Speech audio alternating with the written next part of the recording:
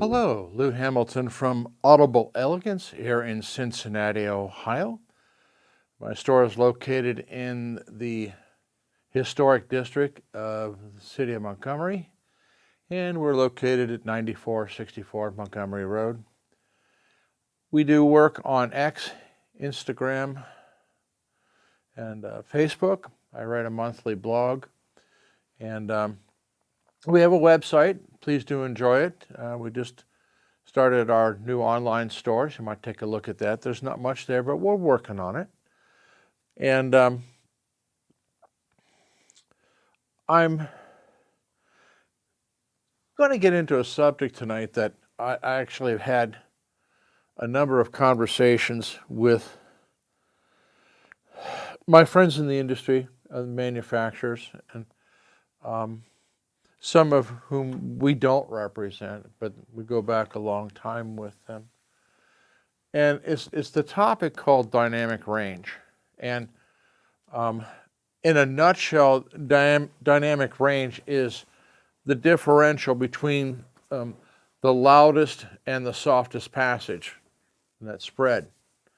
And many people had their first experiences with some of the electronic widgets used in the music industry years ago when they would listen to FM radio. And at first, nobody was using what are known as compressors, which crush the dynamic range.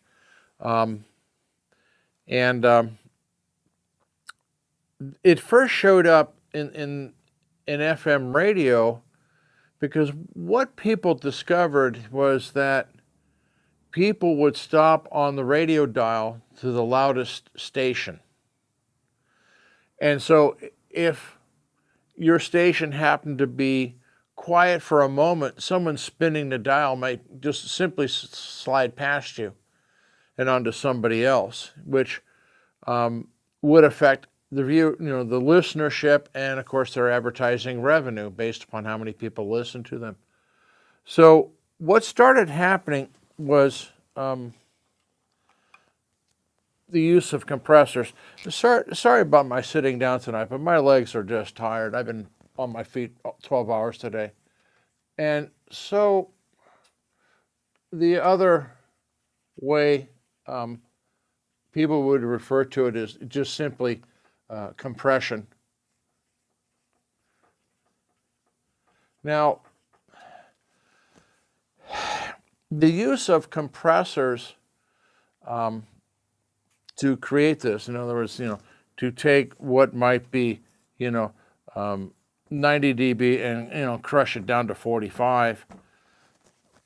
Part of the other consequence of doing this is kind of like taking, a 3D item and running a steamroller over it. You wind up smearing everything out every which way. And certainly rhythm, pitch, and emotion go right into the ash can.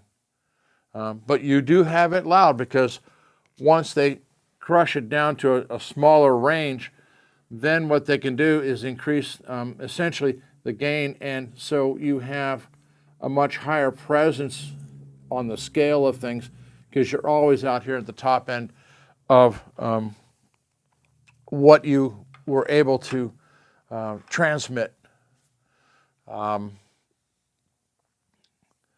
You were remaining within the modulation range as opposed to overmodulating. And anybody who's heard overmodulation, it's very distorted. So there are devices to deal with that, but we're not going to get into that tonight. So you first heard it in radios. My first experience in trying to deal with compression on radio was actually a local radio station here, WGUC.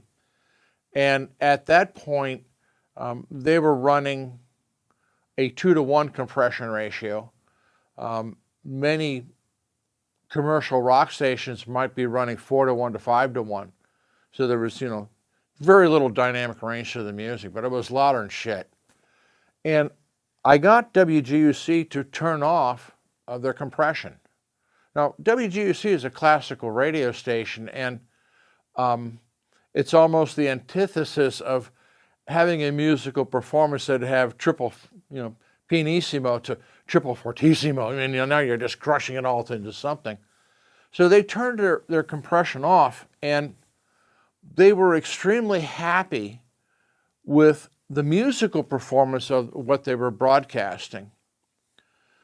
However, it only lasted for about 60 days because a lot of people started calling into WGUC complaining about the fact that in the really soft passages, they would turn their little desk radio up at work, and then if suddenly you started having a fortissimo or very loud, next thing you know, it's broadcasting through the whole office and people get pissed. So back went on the compression, and that was the end of that. So while this originally was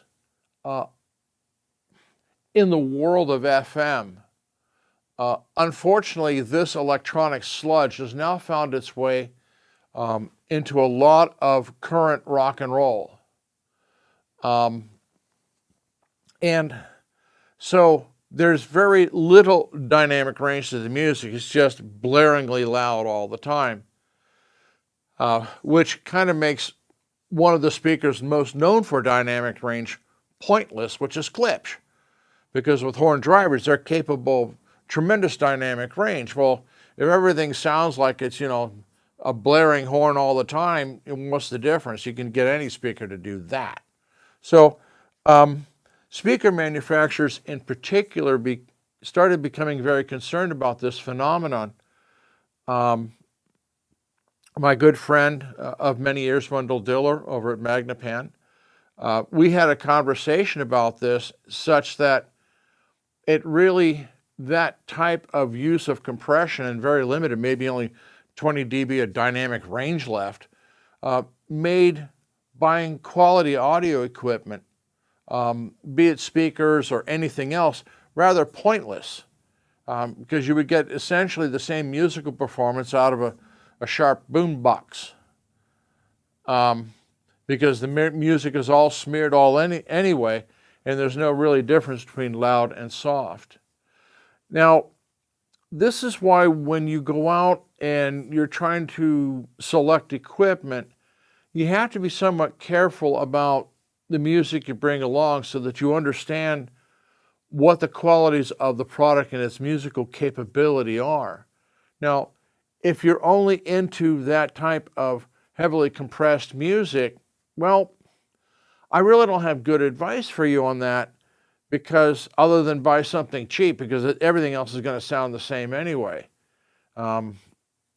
It's just some will have more bass and some will have more treble, but otherwise it's going to be amusical as hell and just loud. Frankly, I'd recommend going to an auto parts store and just buying some car horns. So that, you're going to, because you get essentially the same thing. It's just you don't have any words to it, I guess. But that's the problem now with some of the current rock and roll. I'm not blasting all rock and roll, don't get me wrong. But there are certain groups that they just want to be louder and shit all the time. And this makes getting really good equipment or selecting good equipment difficult. So it's fine if you like that type of music. I'm certainly not going to judge what people like or don't like. I mean, historically, the Catholic Church banned Gregorian chant for over 900 years because they thought it was evil. So, I mean, there's no rhyme or reason to why people like or dislike music. And but bring along other types of music as well, so you can at least appreciate what the equipment can do. Now, if you're only going to listen to severely compressed music, then buy the cheapest thing you can find, would be my advice, because there's really going to be very little difference. However, if your music has a range of different things, then using heavily compressed music is not going to help you select quality audio products for all the other music you're thinking about. So that's where the dynamic range comes in. And the minute these little beasts get involved in the music production, its goal is to be loud and annoying, but it's not about musical performance. I don't know, maybe I should do a recording of garbage trucks compressing, crash and compress it and sell it, because it probably sounds about the same. It's ruining the talent that may be there in those bands, because you don't get to hear it. You don't get to hear their musicianship. It's just louder than hell. So I'm not boning with, the musicians themselves, but I do have a real bone to pick with the recording engineers and what they're doing to the music these people are trying to perform. So this is one to watch out for. And it's, as I said, a number of speaker manufacturers are deeply concerned about it. Hell, why even buy an audio system? Just get a pair of earpods and listen to it on your phone. It'll be about the same. You save all the money, so don't even buy anything. But that's, I guess, what it's trying to appeal to, is people who want to have a little personal stuff, and which is fine. I have personal things. But there's no way of distinguishing the quality you hear from a phone from a good audio system if the music is heavily compressed, other than the volume you can produce and annoy other people in the room. And that's pretty much it. So choose your music wisely when you go out to choose, select your equipment. Have a range of things. Certainly invite the shop to play types of music you don't listen to, so that it'll be fresh. You can evaluate it for its musicianship. And don't have them pull out, the classic audiophile recordings. I mean, I have a catalog, a book here, and I let people choose what music they want to listen to, and I've studied it with about a dozen or two of the audiophile recordings. And if that's all they pick out, I know I'm in for a really long day, because they're not really listening to new music and judging it musically. They're listening, they're trying to evaluate an old wine in a new bottle. There's nothing I can do with that. Well, this should sound like that when I heard it on this. I mean, as I've done in other videos, you have no idea what they even use for microphones to even begin to evaluate what it should sound like. That's an unverifiable, but whatever. So that's my take on dynamic range. And yeah, it's a real bane right now to us trying to sell good audio equipment, because when people bring in some of this crap, it's pointless for us to play good equipment.